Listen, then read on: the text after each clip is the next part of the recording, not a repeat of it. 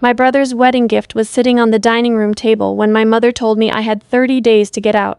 Not a warning, not a conversation. A moving deadline delivered the same way she announced grocery lists. Flat, efficient, already bored by the time the words left her mouth.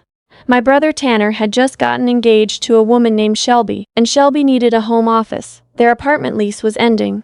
The solution, my mother had apparently decided weeks ago and simply forgotten to mention, was that Tanner and Shelby would move into my childhood bedroom suite, the two connected rooms in the east wing of the house that I had been renting from my parents since I was 22. "You're 29, my mother said, not looking up from her planner. "It's time." I looked past her into the living room. My father was watching baseball, volume low, pretending he wasn't listening. "I pay rent here," I said. "You pay below market rate," she corrected. "We've been generous." I had been paying them $100 a month for 7 years. For a 2-room suite with a shared bathroom down the hall. In our neighborhood in suburban Ohio, below market rate meant they were charging me roughly what a college student pays for a dorm. I had never argued it because I thought I was helping them. They were retired. The house needed a new roof 3 years ago. I wrote a check for $14,000 without being asked. That was the thing about my family. I thought we had an unspoken understanding. I thought we were taking care of each other.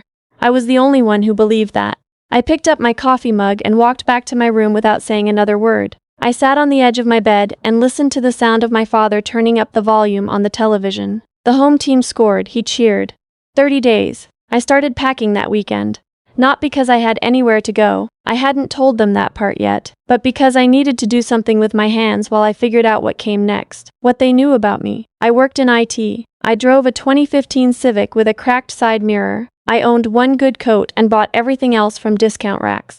I ate cereal for dinner sometimes and never went on vacations and complained about student loans at Thanksgiving like everyone else did. What they didn't know, I hadn't had student loans in 4 years. I paid them off in a single wire transfer on a Tuesday afternoon without telling anyone. I didn't complain about money at Thanksgiving because I was performing a version of myself I had been carefully maintaining since I was 24. When I took a contract with a cybersecurity firm and my income quietly doubled, then tripled. Then became a number I stopped saying out loud because the one time I mentioned a bonus to my mother, she asked if she could borrow against it. I had learned to be invisible. I wore the cracked mirror like a costume.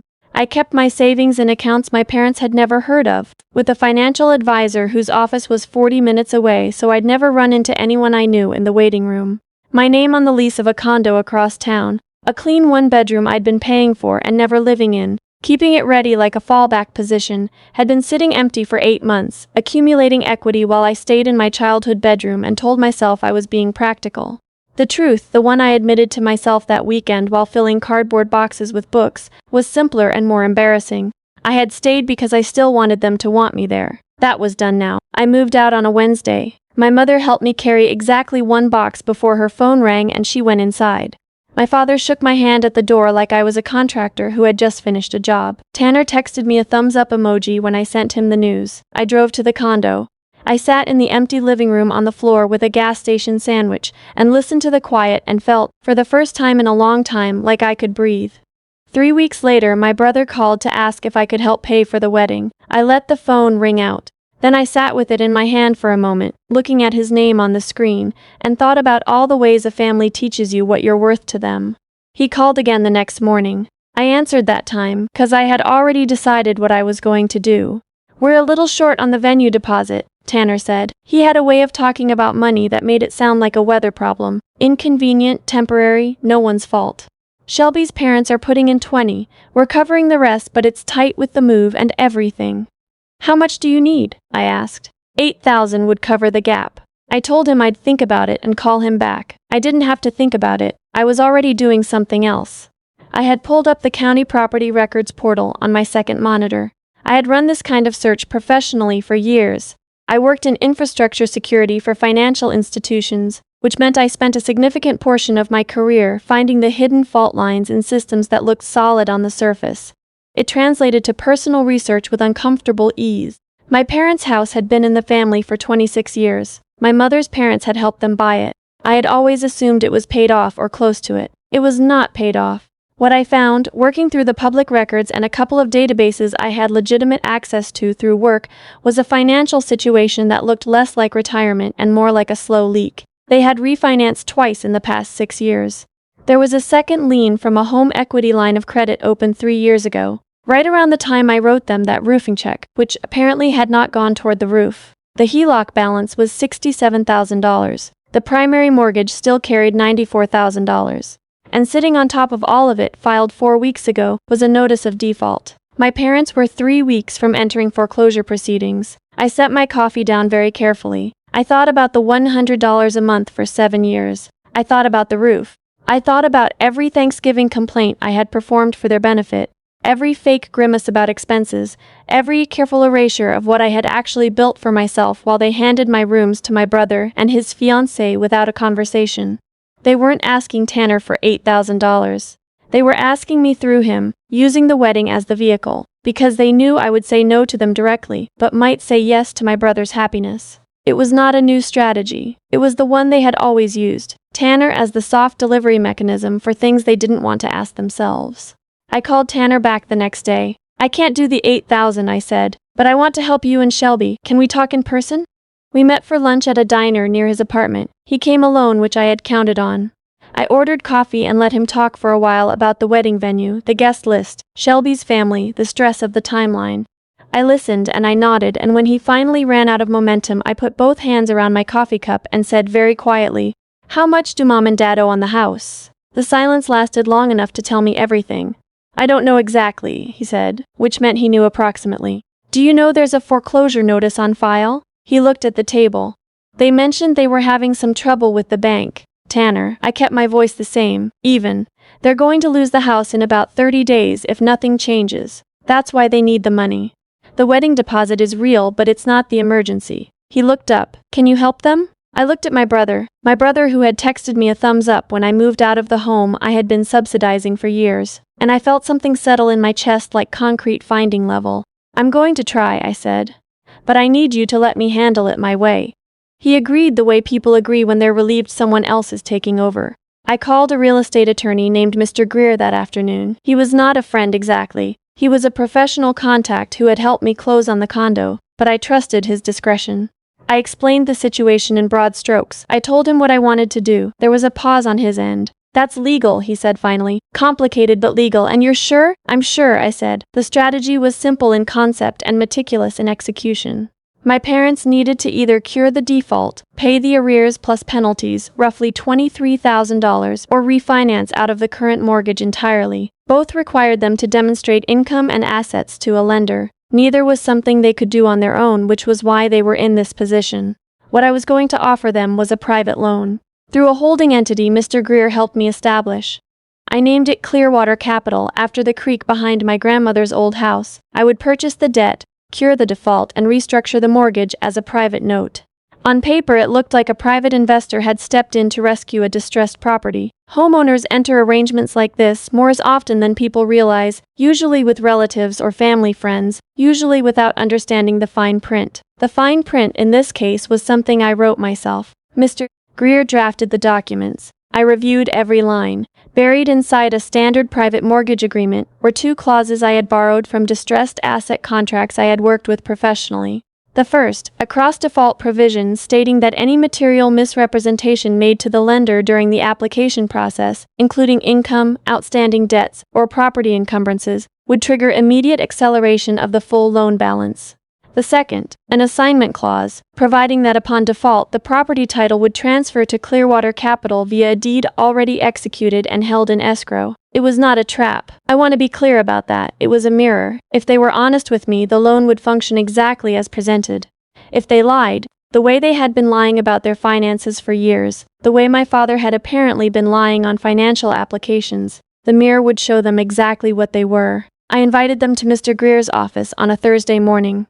I told them a private investor had approached me after hearing about the family's situation through a mutual contact. I said the investor, a client of Mr. Greer's, wanted to structure a rescue loan before the foreclosure window closed. I said I had vouched for them and gotten them in the door, but the meeting was with Mr. Greer and I would wait outside. My mother got dressed up. That was the detail that stayed with me afterward. She wore the silk blouse she saved for church and holidays. She had her hair done the day before.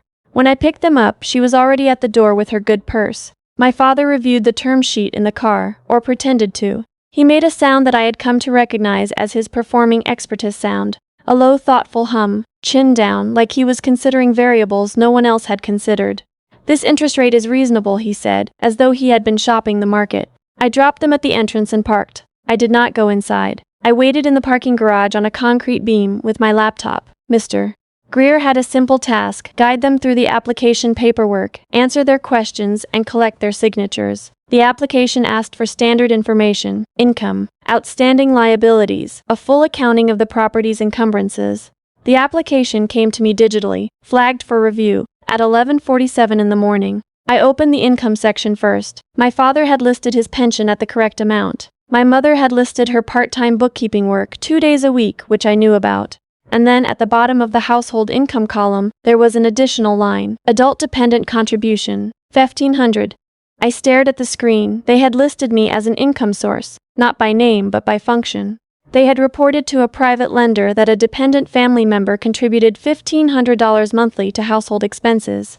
I did not currently contribute anything to their household. I had moved out 3 weeks ago. Even when I lived there, the arrangement had been rent, not a contribution, not a gift, not dependency income of any kind. What they had written on that application was a fabrication, designed to inflate their qualifying income for the loan. It was not federal bank fraud the way lying to an FDIC-insured institution would have been, but it was material misrepresentation to a private lender, and the clause on page 38 of the agreement they were about to sign said that material misrepresentation triggered immediate default. Greer texted me 2 minutes later: "They've signed, waiting on your instruction." I sat in that parking garage for a long time. The concrete was cold. Somewhere below me, a car alarm went off and stopped. I thought about my mother at the door with her good purse. I thought about my father's hum in the car, performing confidence for an audience of 2. I thought about Tanner's thumbs up emoji. Then I picked up my bag and walked inside. Mr. Greer's office was on the 4th floor, all glass and neutral carpeting. The receptionist knew to expect me. I took the elevator up. I didn't fix my hair or straighten my jacket. I was wearing what I always wore: dark jeans, a plain sweater, the invisible version of myself I had been maintaining for years. My parents were still in the conference room, gathered around a tray of water glasses. My mother was telling Mr. Greer about the hydrangeas in the backyard. My father had his hands folded on the table with the satisfaction of a man who had just handled something.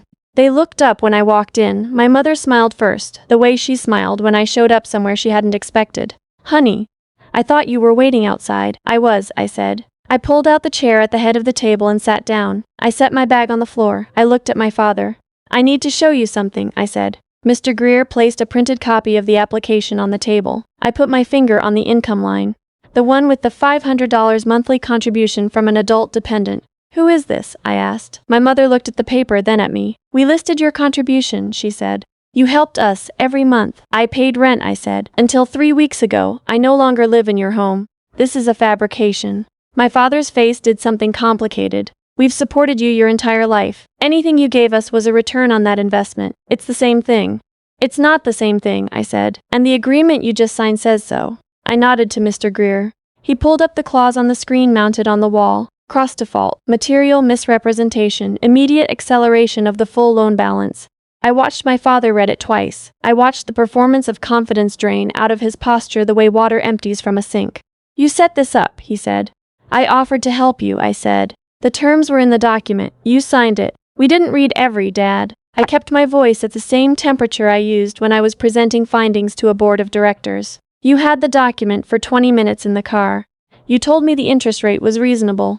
The room was very quiet. "What does this mean?" my mother asked. Her voice was smaller than I had ever heard it. "It means the loan has defaulted," I said. "It means the deed in escrow, which you also signed, transfers the title to Clearwater Capital, effective now. It means the house belongs to me." My father stood up. His chair scraped back hard against the carpet. "You can't do this. We're your parents. You can't take our house." I looked at him. "You gave me 30 days to leave mine," I said. He opened his mouth. Nothing useful came out.